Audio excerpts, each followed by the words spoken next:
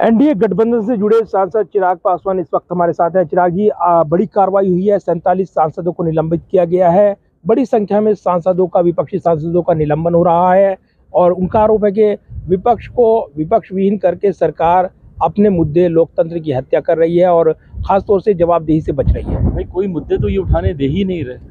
And this was a much needed action. ये कार्रवाई करनी जरूरी थी। जिस तरीके से सदन को बाधित करने की एक परंपरा सी बना दी गई है विपक्षी नेताओं के द्वारा, विपक्षी सांसदों के द्वारा, हर बार किसी एक जिद पे अड़ जाना, कभी कि प्रधानमंत्री जब तक जवाब नहीं देंगे, कभी रक्षा मंत्री, कभी गृह मंत्री, कभी वित्त मंत्री, इस तरीके से सदन को बाधित करना, ये दर्शाता है कि इनको कम से कम अपनी क्षेत्र से जुड़े हुए विषयों की तो कोई चिंता नहीं है। और यही कारण है कि विपक्षी सांसदों की संख्या हर बीतते चुनाव के साथ कम होती जा रही है। भाई इनके भी तो क्षेत्र के लोग देख रहे हैं ना कि हमने अपने सांसद को भेजा था हमारे क्षेत्र के जुड़े विषय उठाने को और ये वहाँ पे तख्ती लेकर हंगामा कर रहे हैं।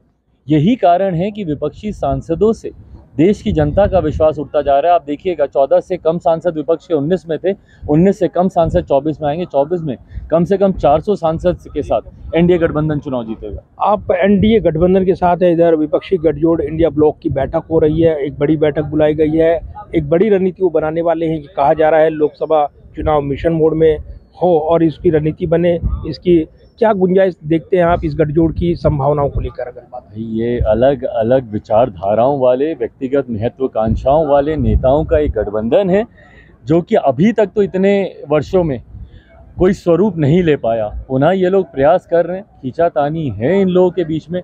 मुझे नहीं लगता, क्योंकि सबकी महत्वाकांक्षा इतनी है। जब मेरे मुख्यमंत्री दबाव की राजनीति की पराकाष्ठा पार कर लेते हैं, जब बैठक में आते हैं तो अपने पीछे ये होर्डिंग लगवा के आते हैं कि इनको प्रधानमंत्री बनाया जाए। जो विपक्ष अभी तक कोई स्वरूप नहीं ले पाया, उसका नेता अभी तक ये लोग तय नहीं कर पाए, तो साथ मिलकर चुनाव लड़ना कैसे संभव हो पाएगा? धन्यवाद बात करने के लिए। और चिराग पासवान विपक्ष पर निशाना साधते हुए, विपक्षी गठजोड़ की बैठक पर निशाना साधते हुए बड़े आरोप लगा रहे हैं। Pradeep Kumar, total news, Delhi.